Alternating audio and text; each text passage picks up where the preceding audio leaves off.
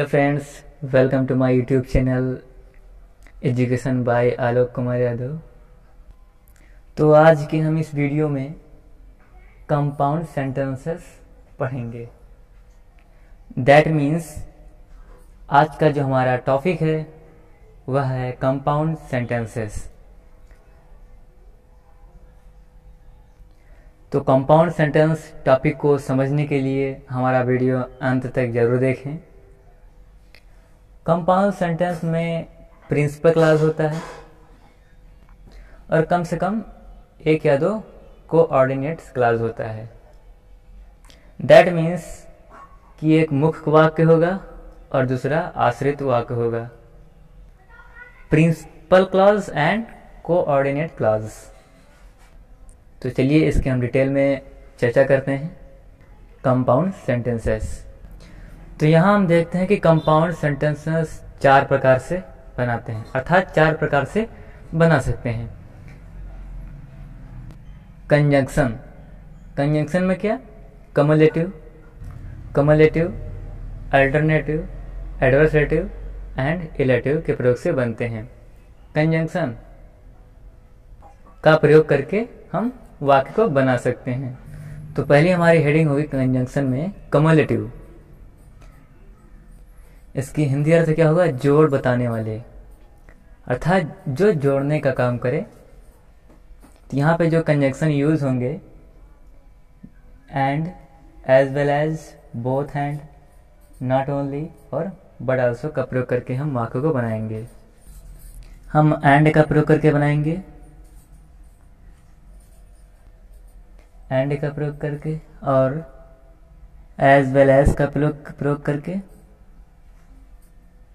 और इसके बाद बोथ एंड का प्रयोग करके, और फिर not only but also, not only but also say प्रयोग के बनाएंगे। जैसे एग्जाम्पल है, वह आगरा गया और बहुत सी चीजें खरीदी। तो हमें इस वाक्य को बनाना होगा, वह आगरा गया और बहुत सी चीजें खरीदी। तो यहां पे देखते हैं गया अर्थात पास्ट टेंस है, तो he went to Agra, he went to Agra. अब हम यह देखते हैं कि यहाँ पे और ये कंजंक्शन है और यहाँ पे फिर अगला वाक्य ये जुड़ा हुआ है। तो ये इसमें था प्रिंसिपल वाक्य और ये था सबऑर्डिनेट क्लॉज है। तो हम यहाँ पे एंड से जोड़ेंगे। He went to Agra and purchased many things, and purchased, PURCHSED, purchased many thing.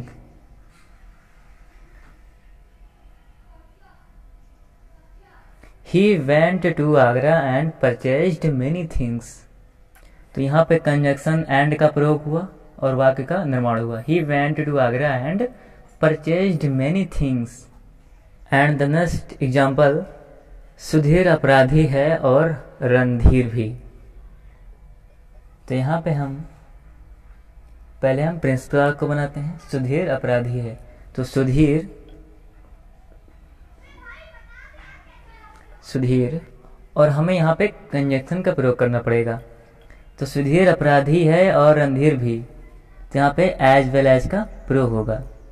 Sudhir as well as, Sudhir as well as Randhir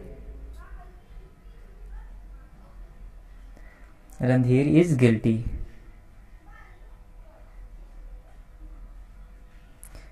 Sudhir as well as Randhir is guilty. And the third example, उसके पिता केवल एक अध्यापक ही नहीं बल्कि एक डॉक्टर भी हैं। उसके पिता केवल एक अध्यापक ही नहीं बल्कि एक डॉक्टर भी हैं। तो यहाँ पे हमें वाक्य से ही पता चल रहा है कि यहाँ पे नॉट ओनली बट आल्सो का प्रयोग किया जाएगा। तो ये हम बनाएंगे उसके पिता, his father is not only is not only a teacher. His father is not only a teacher. इसके बाद हम प्रयोग करेंगे but also. But also a doctor. His father is not only a teacher but also a father. Not only and but also. It is conjunction. और इसके बाद हम B number का जो हेडिंग है अल्टरनेटिव, कम्युलेटिव हो गया। इसके बाद क्या पढ़ना है? अल्टरनेटिव। अल्टरनेटिव में इसकी हिंदी का छांट बताने वाले, और इसमें जो कंजंक्शन यूज होते हैं आइदर और, नाइदर नॉर और अदरवाइज। तो नाइदर नॉर और आइदर आज का प्रयोग हम अगले वीडियो में कर चुके हैं, फिर भी यहाँ बताएंगे आइदर और, नाइदर नॉर और अदरवाइज का प्रयोग। हेडिंग अल्टरनेटिव में एग्जाम्पल है, ना तो वह गाता है और ना ही दूसरों को गाने देता है। तो यहाँ वाक्य से स्पष्ट है कि नाइदर नॉर का प्रयोग होगा। तो ना तो वह गाता है और ना ही दूसरों को गाने देता है, तो नाइदर, यहाँ का प्रयोग है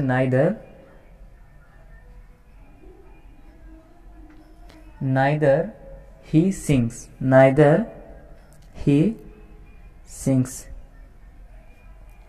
क्योंकि गाता है अर्थात प्रेजेंट इंडेफिनिट टेंस है, इसके लिए उसके रूलिंग पे बेस पे बनाएंगे हम नाइदर ही सिंग्स हिमसेल्फ, ना तो वह गाता है अर्थात स्वयं गाता है, neither he sings himself.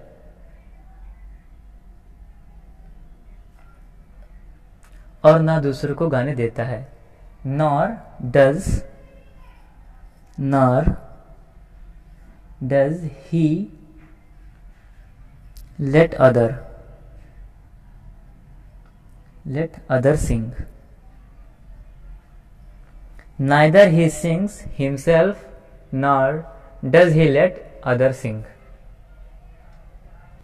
And the next example, जल्दी करो नहीं तो हमें गाड़ी नहीं मिलेगी। जल्दी करो अर्थात ये इम्परेटिव सेंटेंस है, जल्दी करो नहीं तो हमें गाड़ी नहीं मिलेगी। जल्दी करो, मेक हेस्ट या फिर बी क्विक, तो यहां पे हम अदरवाइज का प्रयोग करेंगे। Be quick, be quick,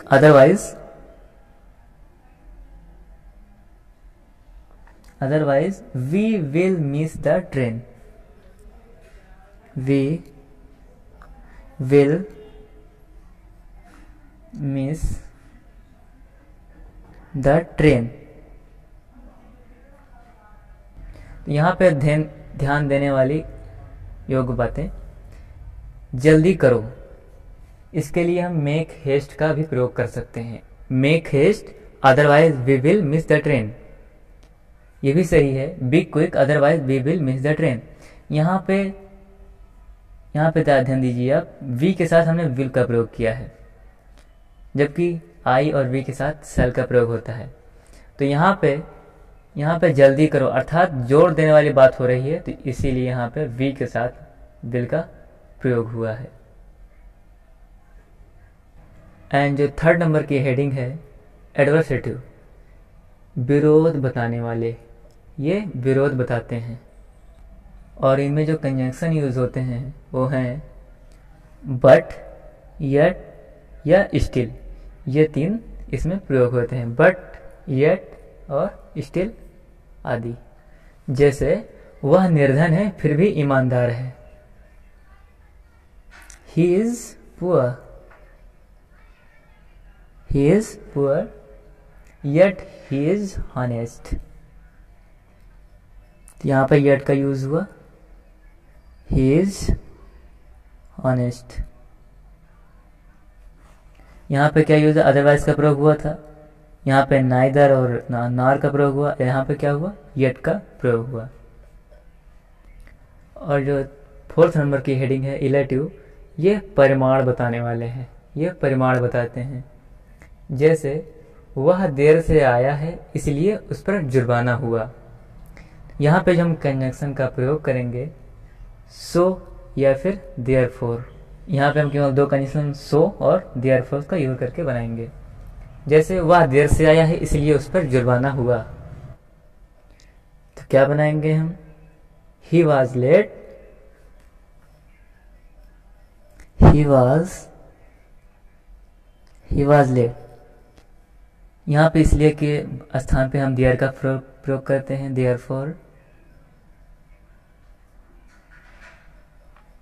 therefore उस पर जुर्माना हुआ। He was find, he was fine, उस पर फाइन लगी। तो यहाँ पे इसलिए कि तात्पर्य में हमने देयरफॉर का यूज किया।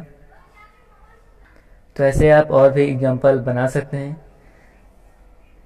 जितने भी हेडिंग हुए हैं उसके आप एग्जाम्पल बुक से देख के बना सकते हैं। सो आशा करता हूँ कि आपको यह वीडियो समझ आएगा। So thank you for watching. Please subscribe to my channel, hit the bell icon and never miss an update.